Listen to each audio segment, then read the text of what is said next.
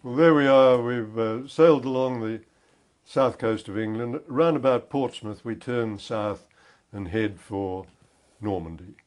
Uh, from that moment on, we were at action stations. I was up in the spotting top, where I controlled the guns from, and we were at the far eastern end of the whole operation, Sword Beach, which was under the guns when we got there of Le Havre Peninsula, and also, of course, the guns ashore.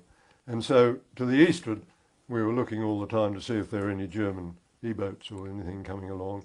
But to westward, all that night we were passing literally thousands of ships. We could see them spread right across into the distance. We were going fairly fast, so we were passing the slower ones, the landing craft, the landing ship infantry, rocket ships, LC vehicle landing, everything, all the funny things, including great big things like the Plutos, the pipeline under the ocean, like enormous cotton reels, which were being towed along, and as they went, they were laying on the bottom of the sea a big petrol pipe so that they would be able to get petrol straight across, and presumably diesel and things they wanted. So you saw this multiplicity of very peculiar looking ships, plus all the big, we had 2 battleships, 4 cruisers, I think, and our own escorting. And then the minesweepers went ahead of us and they were sweeping in towards. So my memory of that night, from my lofty perch, the best view anybody had of the whole channel probably was me, because I could see the whole, to the west, the whole congregation of ships in the moonlight. And really the impression, I think 6,000 ships was a figure that somebody quoted, plus small craft, so it could have been 10,000, one sort or another. And then we edged down through our channel behind our minesweepers, and then we parted at the top of a sort of pear-shaped arrangement and met again at the bottom with the other cruisers and got there just on 5 o'clock roughly, and I think it was 5:25, if I can be precise, and there we sat, keeping position. We didn't anchor or anything, but we tried to keep our position as well as we could, and at 5:25 we started our bombardment, and that's when I started getting really busy. We had pre-arranged targets on the shore at Weestrom and in towards Deauville and further in Caen, out of our range, but the battleships were ranging on that. And then in between, the guns on Le Havre Peninsula were firing at us. And my memory of that was, we never got hit, we were lucky again, I was lucky right through the war. But my memory is one particular shell coming over and missing us and hitting a landing craft tank, which was quite a big vessel, about 100 yards from us, and it just disappeared in a swirl of oil and water, and as all the water subsided, nothing. And another one coming alongside us that had been hit, I remember looking down and seeing the captain with blood all over his face, still sort of driving his ship alongside. So one was really feeling one was in the war there, probably more than I ever had in the Coral Sea battle, because there I'd been hidden down below. And we spent the whole day bombarding. The landing itself finally came just after 7, after we'd been bombarding. First of all, the destroyers went in and did what they called beach drenching, and I was watching all this again. They went inshore of us and just blew the beaches as much as they could to hell. And then in with the landing craft's rockets, which had, I seem to remember the figure of 144 rockets. And they'd go in even closer than the destroyers, press the button, and the whole of the 144 rockets would go off one after the other in about 10 seconds. And you'd see them all in the air together going in, and then all landing and woof. Hopefully all hitting something useful, because then, sure enough, at 7, whatever it was, we saw the soldiers beginning to land from their landing craft and stream up the beaches, and you could see the odd one. I had moments in between firing that you could watch, and you could see the odd ones falling, and you were thinking, I'm glad I'm a sailor and not a soldier in these circumstances. We had the Spitfire spotting for us for our inland firings, our bombardments inland. And I learnt later actually that my sister had just married an Air Force officer, and he'd been put in charge of 7 squadrons of Spitfires to provide cover and spotting for the fleet at Normandy. I didn't know this at the time. And he knew that I was the gunnery control officer of the Dacre, and so he told off a particular friend of his to be the Spitfire pilot, or Fleet Air Arm pilot it was. And he said, you will be working with my brother-in-law, Dacre Smyth, who had only met once very briefly, in the Dacre. And sure enough, he sort of said, is that Smyth? And I said, yes. And he said, right, I'm your man. And he spotted for us for a little while, and then suddenly he went off the air. I thought, oops, what's happened to him? And we never did get contact again. But in fact, he was shot down. He did plane back over the beaches, land in the water near one of the other ships, and the ship picked him up. And the ship that picked him up happened to be the one that he had left only a few weeks before, on which he'd been operating their reconnaissance aircraft. So that was a happy ending, as I've later learnt. But anyway, we went on firing direct at whatever we could see, and I think they eventually gave us another Spitfire. So it was quite an interesting day. By the end of it, we were still unscathed. We were ordered back to Portsmouth at high speed. Presumably, we thought, because we'd almost run out of ammunition and they would re-ammunition us. But as we got to Portsmouth, they said, no, land all your ammunition for the main armament, the 6-inch. Fill your magazines with the stores from the lighters that are now coming alongside you, and you are going back there. You've finished your job as a bombarding ship. You were one of the ones we expected to be sunk, and you haven't been, so now you've got a more valuable job. You're going to be the mothership for the sword area for all the little craft over there. They all want somebody to come and look after them, the landing craft, the motor torpedo boats. And that's what we did for the next 5 or 6 weeks, I think. And you need a mother if you're a little craft over there. You need stores, you need a rest occasionally, you need to be able to tie your boat alongside.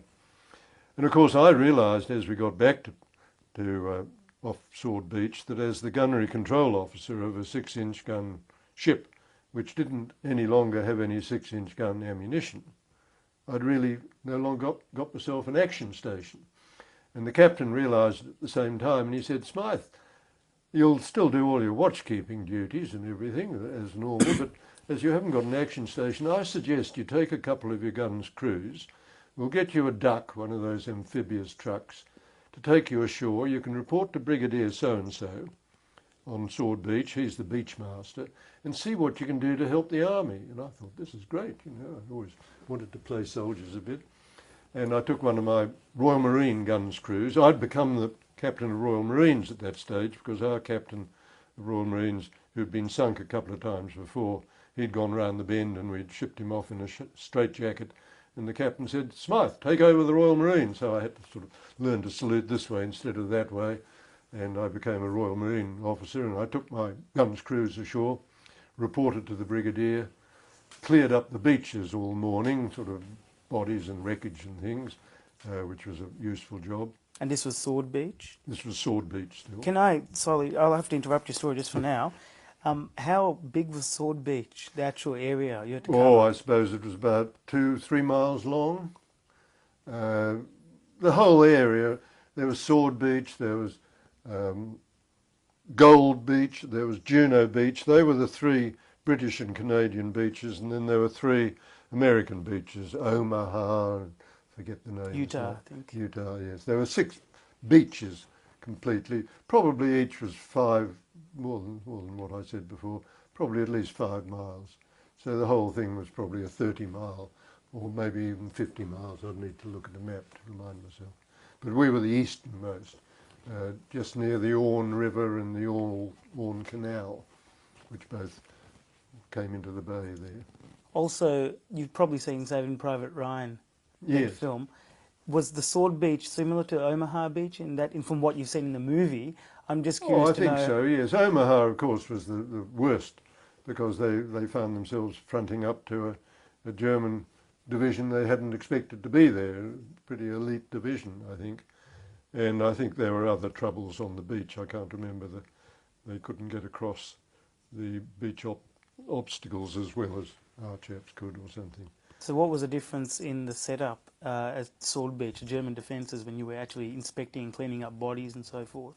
Well, the immediate, the houses that were right down almost on the beach, they'd all been just about blown to bits, and in amongst them were the concrete gun emplacements. Some of them still pretty good because, you know, they had 4 or 5 feet of concrete on them, and that was the trouble right along. In many places we thought we could bomb them to smithereens, and we couldn't. They were just so thick. But our people got ashore through that initial part fairly well. My brigadier then said, look, if you'd like to go inland a bit, there's a particular group of soldiers in a paddock just over there who are being held up by sniper fire from the village. They're in a trench and they want to advance across the field to get into the village, but it'd be useful if they could have a trench on the other side of the field to which they could hop as a first stage in going into the village. We'd like you to take your sailors up there and dig a trench for them. And I said, but what about the snipers you mentioned in the village? He said, oh, well, I don't think there are really that many. I don't think you need worry. It'd be a great help anyhow if you could. So off I went with my Royal Marines and my sailors, and we dug a trench for the army, and we weren't sniped at, fortunately, and the army advanced into it and then into the village, and they found the village was virtually deserted by both Germans and French. And I then led my boys into the village. I thought I'd have a look around. And I remembered that before I'd left the ship, the captain had said, by the way, if you get anywhere near a village or a shop, see if you can get a camembert cheese. And I said, a what? And he said, a camembert cheese. It's a sort of French cheese that is made in Normandy. And I said, oh, all right. So when we got into the village, we found a deserted shop, and we went into it, and we souvenired 1 or 2 things, including 2 camembert cheeses that I slipped into my pocket. And when we returned that night in our duck to the ship, the captain was standing on the quarterdeck, and almost before I'd got alongside the gangway, he said, have you got one? And I said, yes, sir. And so by the time I got to the top of the gangway, he had called a motor torpedo boat alongside that had been lying off, and he threw one of these cheeses down to the chap, and he said, you know what to do? And the fellow said, yes, sir, and off he went at 50 knots, heading back for England. I must understandably have looked a little bemused. So he said, come down to my cabin, I think I owe you an explanation. So I got down there and he said, sit down, Smyth, have a gin. And I said, oh, thanks very much, sir, I'd like a gin. So I had a gin. And then he said, Smyth, do you remember when you insulted the king up in Scapa Flow by accusing him of not knowing that you were no longer a colonial? So I rose to my feet, I put the gin down, I stood to attention, I said, yes, sir, I remember. And he said, well, I'll forgive you for that, but I want to tell you now that the king is a particular friend of mine. We did our training together at Osborne Naval College back in the early part of the century. And I called on him again at Buckingham Palace before we sailed finally on this jolly of ours. And we chatted about old times, and he said, Captain Haynes, if there's one thing I'd like you to do, if you can, and if you can, there's nothing I won't do for you, if you can get me a camembert cheese when you land in Normandy, because it's my favourite cheese, and for 5 years I haven't been able to get it. So that cheese, says my captain to me, is on its way back to Portsmouth. There'll be a Buckingham Palace car waiting at Portsmouth to take the cheese up to the palace, and the king will have his cheese for breakfast. And the king kept his promise. 3 weeks later, my captain was made a commander of the Order of the British Empire for his work at Normandy. And I didn't even get to taste the other cheese. Well, instead of making Saving Private Ryan, saving camembert cheese. It's interesting operation there. Now, I'm curious, you didn't have any infantry training. Royal Marines are essentially, onboard infantry, aren't they? Oh, yes, they are, yes. So why would you lead Royal Marines if you didn't? Well, somebody had to. Right, so they didn't have a command... No, he'd gone round the bend. The captain of Royal Marines had gone mad. Well, temporarily mad. Bomb happy, in other words. He'd been sunk twice, poor chap. and he'd always been terribly nervous. I know the sailors were frightened to call him to go on watch because he'd come up fighting from his bunk. The sailors get flattened. And as I say, the day of the landing was too much for him, and we landed him in Portsmouth when we went back that night, and the captain picked on me and said, "You can be the captain of Marines." What did you find the differences were being, not having that infantry sort of Oh, experience? well, I didn't really do any fighting with them, did I? I just had fun with them, sure. We went on landing, doing various jobs. One night, I mentioned that the Orne River and the Orne Canal, both which were about half a mile apart and parallel going into the sea, and our forces were on our side of the river and the German forces were still on the far side of the canal. So there was a sort of no man's land in between. And I was chatting to one half-colonel, I think, in the British Army, and he said, "Well, would you like to stay ashore tonight and do dinner and a show?" And I said, "Do what?" He said, "Dinner and a show." And I said, "Well, all right." So I sent the boys back and said, "I'll be staying ashore tonight." And I went along. Dinner consisted of going into their dugouts and eating bully beef. I think he had a bottle of French wine he'd commandeered somewhere. And he said, "No, we'll go and see the show." And I said, "What are we talking about?" And he said, "You come along, we'll see." So he took me up into their trenches, and the show was the kaleidoscope of colour from all the traces, from our people shooting at the Germans and them shooting back at us. It was like a Sydney harbour on New Year's Eve, you know. It was very pretty to watch. So I had dinner and a show in France, which not many people at that stage would have been having. So you were on an elevated position. Oh, we were just looking over the top of the trench at it. Over how far a distance could you see this, like the actual Oh, fighting? it's half a mile away. They were shooting at us and we were shooting at them. But you know, it was an interesting evening.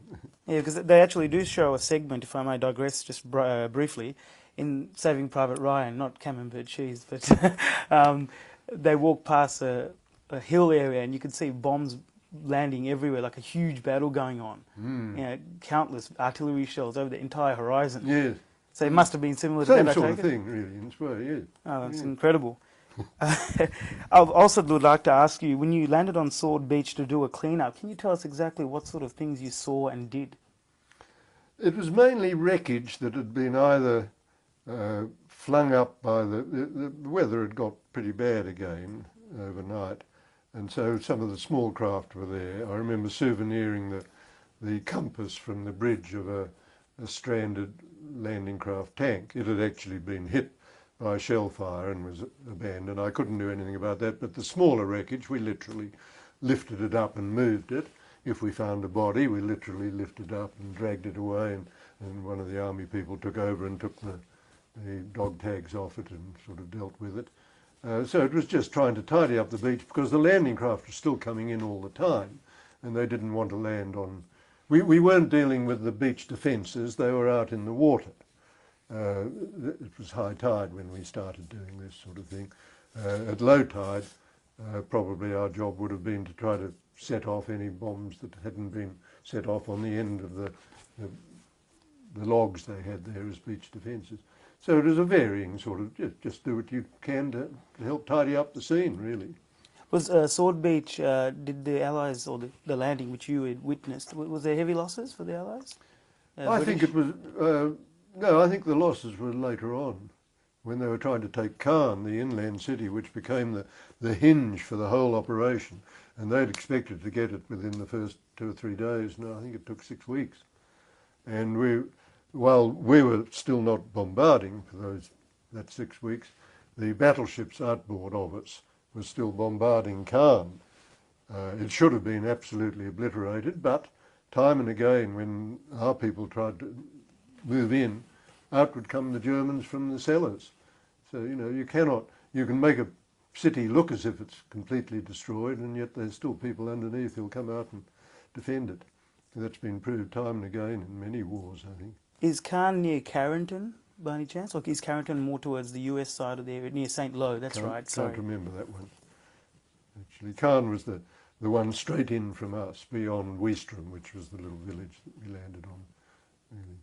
One of our memories of that time. The Germans, we only saw a few aircraft the first day. We saw some E-boats. They came out of the through a smoke screen they'd laid, and were met with so many shots and shells from all of us that they turned back.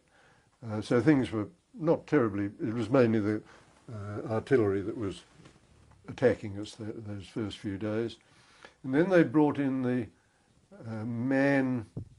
man torpedoes.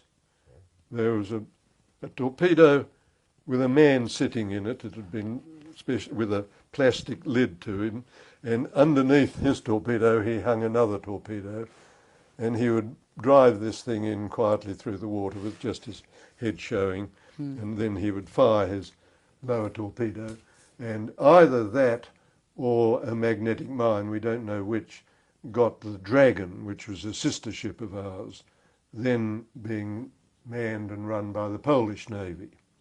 And she was only a few hundred yards from us when she went up, and the captain very cleverly manoeuvred her in as she was sinking and put her alongside the gooseberries.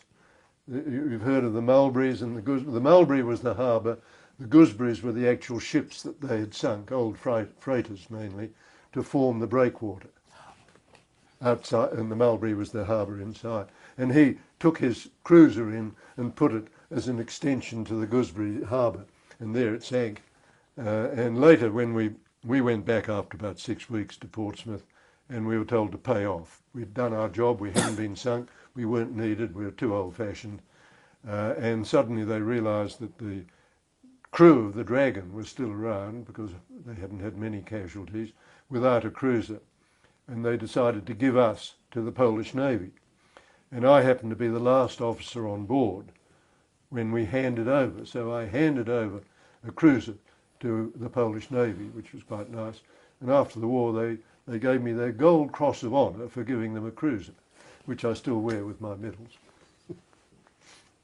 So, if I can ask you one question regarding those German K-Force, I think they were known as the K-Force. They operated those little subs called. They were known, I think, locally as niggers. I read a book on this sort of thing. Don't remember that name. No. There's an interesting book called the K-Force. Yes.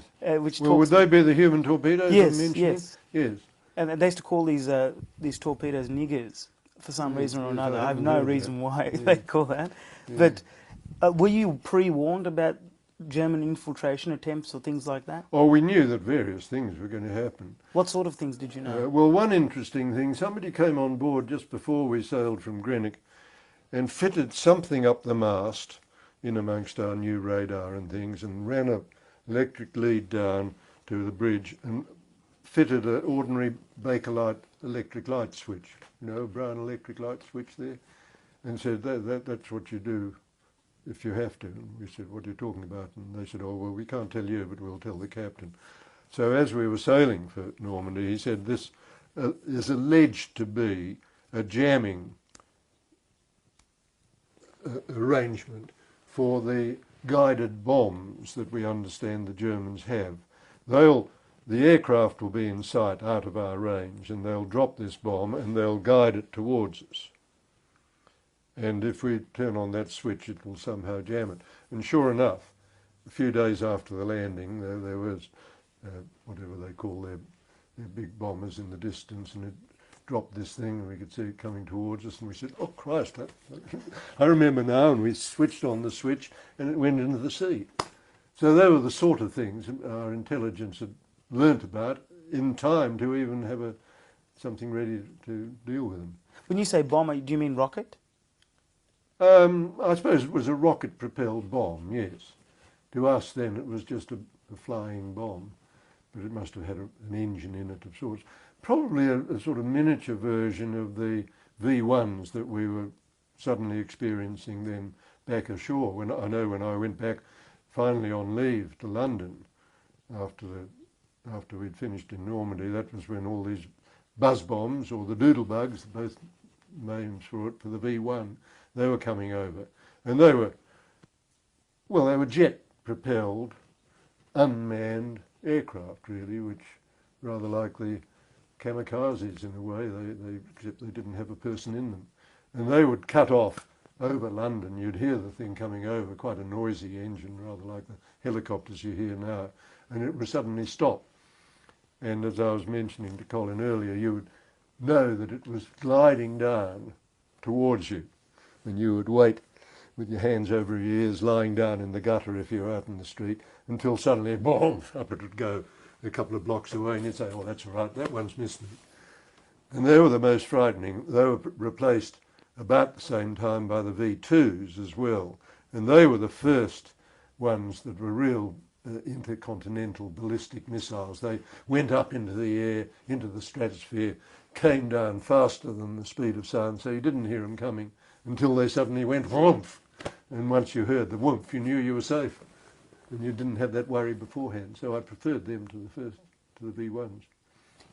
What about German air power? Did you see any?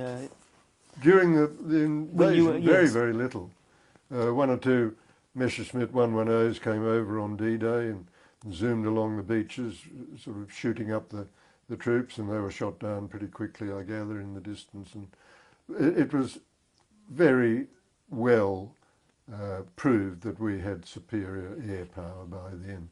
I mean, the other things I can remember, as we crossed, when I was looking at all the ships, we were hearing the 1,000 bombers go overhead, and you could even see some of them, the lower ones, as they were bombing, obliterating the whole landing area.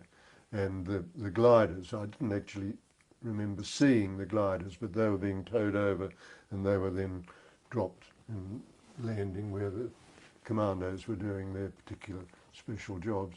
But the amount of aeroplanes in the sky, we would get a signal, expect 100 plus bombers, 0800 tomorrow, coming in from the north or something. And the very first day they said that, 100 plus was rubbish.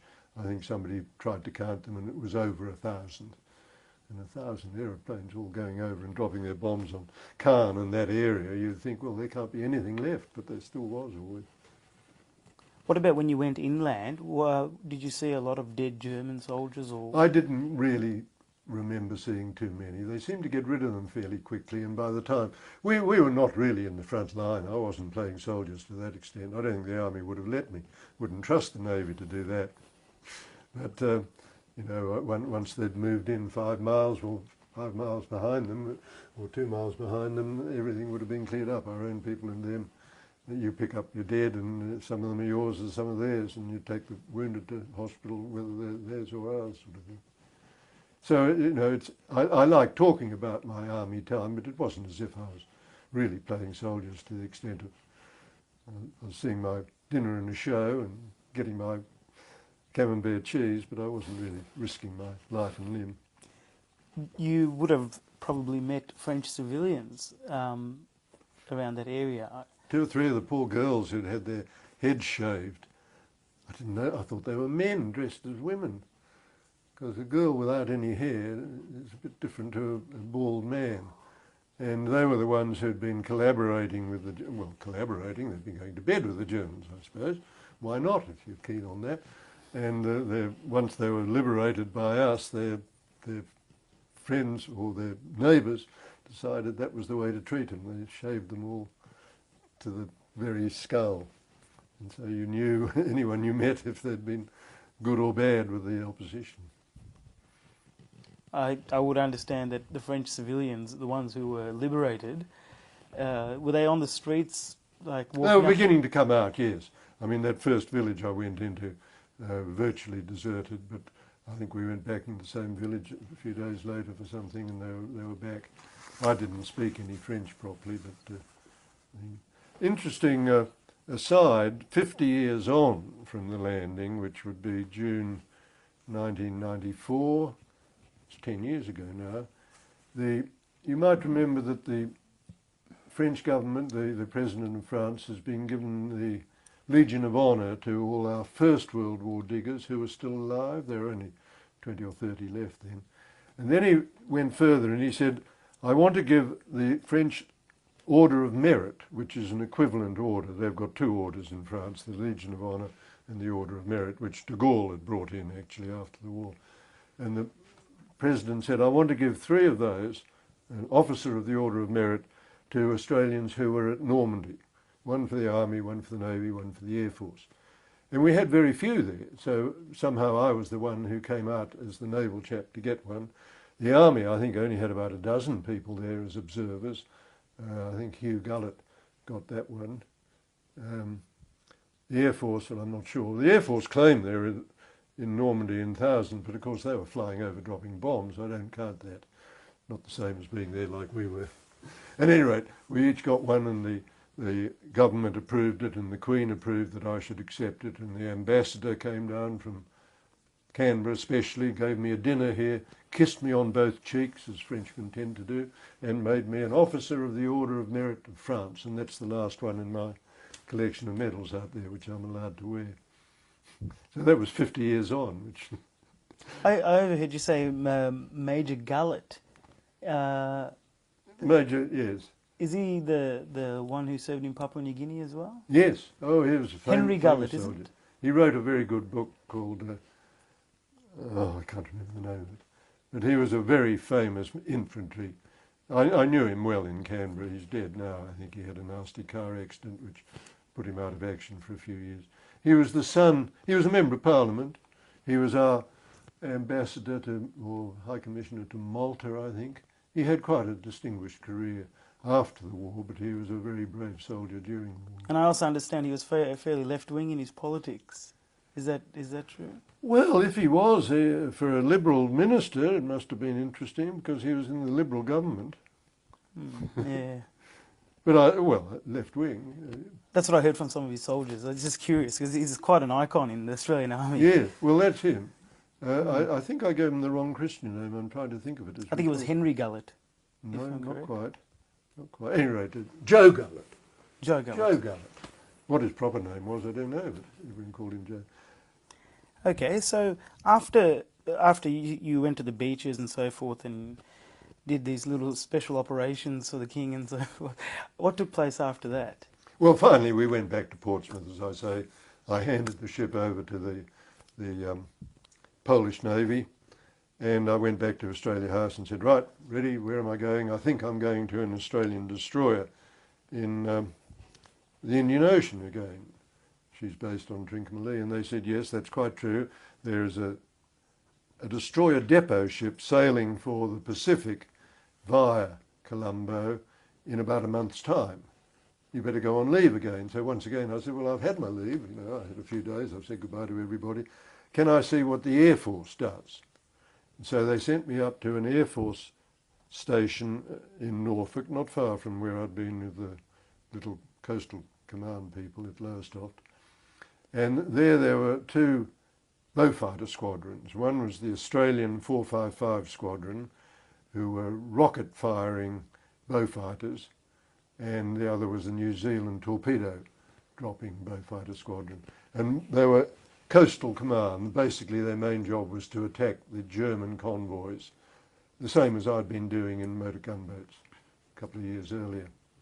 And so I flew with them for a few weeks, attacking German flak ships, protecting the German convoys, which was quite frightening. I'd much rather be in the Navy, where you can fire up at aeroplanes than be in an aeroplane being fired at by the ships. But it was an interesting experience, part of the broadening of my experience as a young officer. And when I'd finished that, I came back, I boarded this ship, the Tyne, which we went through the Med, and we worked our way, as it was a naval ship, we were sort of officer watch. Finally got to Colombo, where I got off and had to train up to Trincomalee, where I joined the Norman.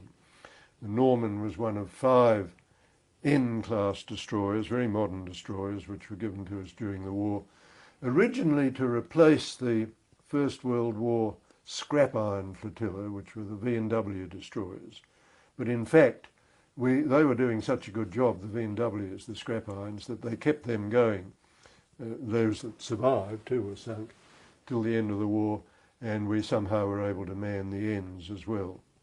One of them had been lost in the Med, the Nestor.